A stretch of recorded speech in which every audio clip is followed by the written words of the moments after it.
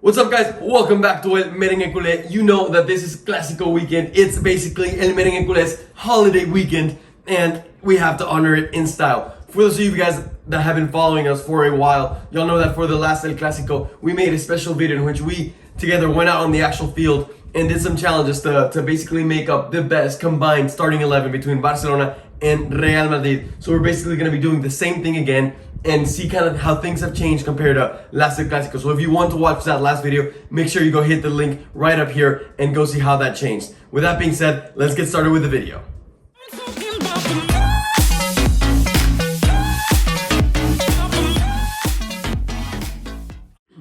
Alright guys, so without wasting any more time, let's hop into the best starting 11, combined starting 11 with Real Madrid and Barcelona. So we're going to go position to position. We've decided on a 4-3-3, and there's going to be 4 players that we have a little bit of debate about, which are the players that we're going to go actually on the pitch and battle it out. Now there's a few other controversial ones that we want you to let us know what you think about. Exactly. So starting in the goalkeeper position, we could not agree on. So I am saying Ter-Stegen by far the better goalkeeper. And obviously, I'm going to be going for Courtois. I do agree that Ter-Stegen is a hell of a goalkeeper. However, this season, and we're going to be giving you guys statistics real quick. This season, I think Courtois slightly edges past Ter-Stegen. Courtois has played every single game for Real Madrid, all 29 games, while Ter-Stegen missed out on a few games, so he's only played 23. So keep that in mind as we go through the statistics. Goals against. Courtois has conceded 23 goals this La Liga season, while Ter-Stegen has conceded 18. So there's obviously less for Ter-Stegen, but there's less games that he's played. So that kind of makes sense. So whenever we compare the goals, the percentage of ratio that they've conceded per game, they're exactly almost similar. Courtois 0.79 goals conceded every 90 minutes, while Ter-Stegen 0.78. So that just goes to show how similar they are. And then clean sheets, Courtois has gotten 12 clean sheets, while Ter-Stegen has gotten 10 clean sheets. Once again, we need to look at the percentages to really get a good comparison of that. Courtois has 41% clean sheets, while Ter-Stegen has 43.5. So once again, super similar. So to decide the winner between Courtois and Ter-Stegen, we're going to be doing a challenge, and that's going to be the penalty shootout challenge. So we're each going to get 3 shots, and you're going to let us know who takes it in the end. Let's get to it. All right, Ter-Stegen. Oh, es Debut.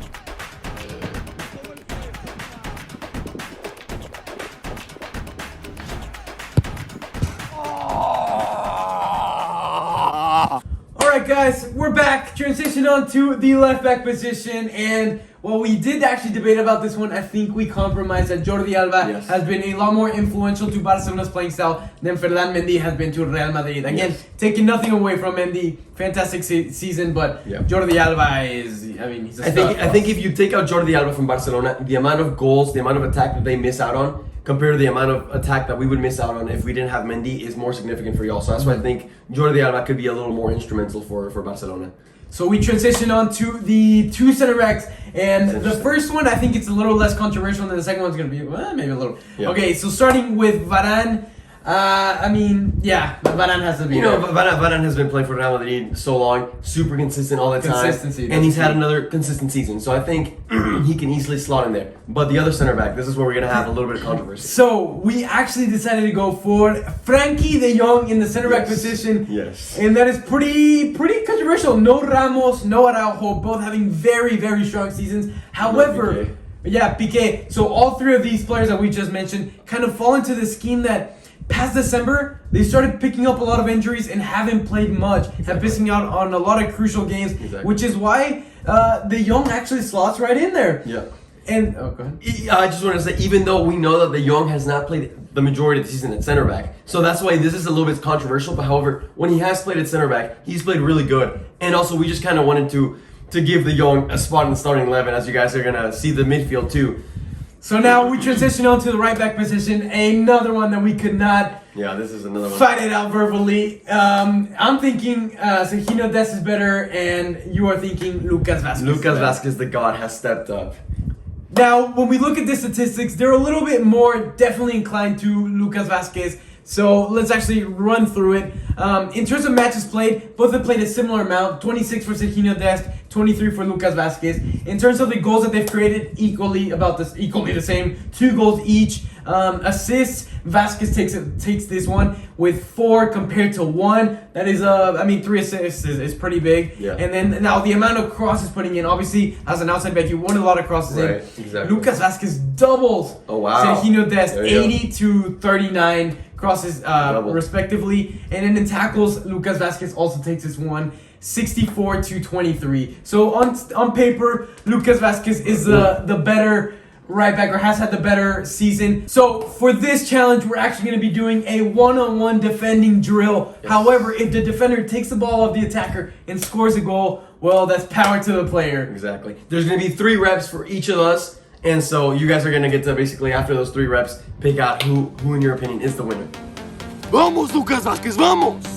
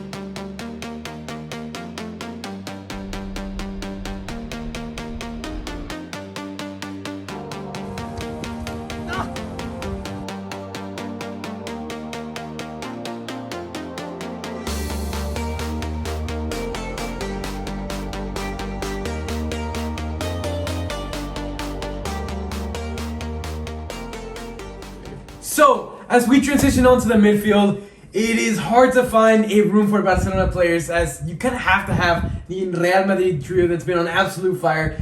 Luka Modric, Casemiro, and Toni Kroos. Obviously, in there, debatably, Pedri has had a great season. Busquets has had a great season, but Valverde, like all these great players, but comparable to the trio, it's hard to find a spot for them. And now, the moment we've all been waiting for, the attacking trio. I think there's little room for debate for the first 2 players. Lionel Messi must be slotted in there, and Karim Benzema. What a season they both each have been having.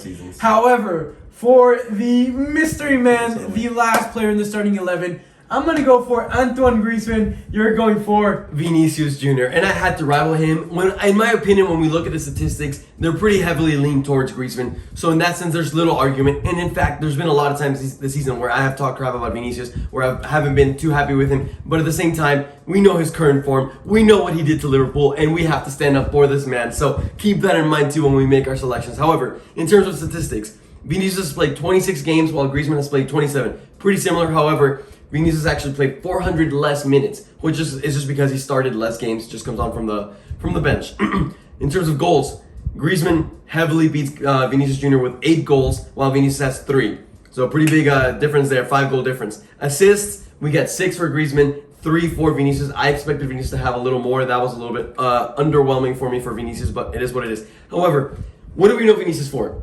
dribbling. And that is his dribbling, his ability to take on players. And this is where he destroys Griezmann. Yeah. Griezmann averages .89 dribbles, successful dribbles per 90 minutes. So that's about 1, while Vinicius has 3.29. That is about three dribbles that he's getting a game, successful dribbles, that he can potentially draw fouls and create goal scoring opportunities. So that's where Vinicius really takes a leap.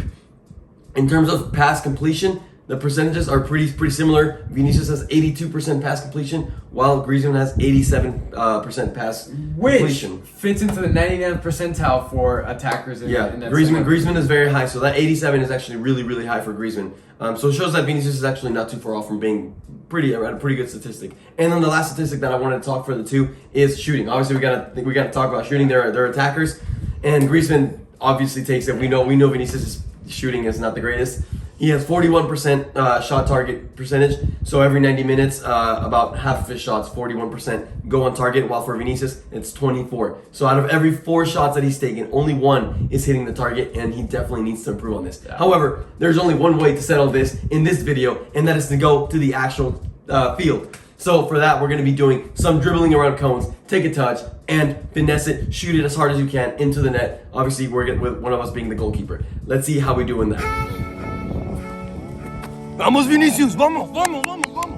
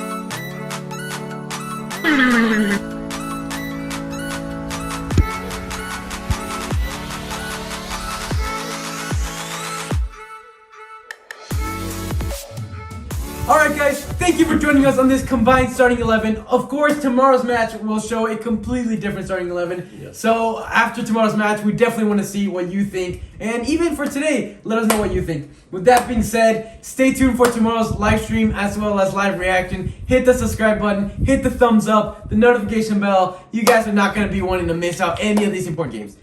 We'll see you guys tomorrow. A la Madrid. Visca Barça!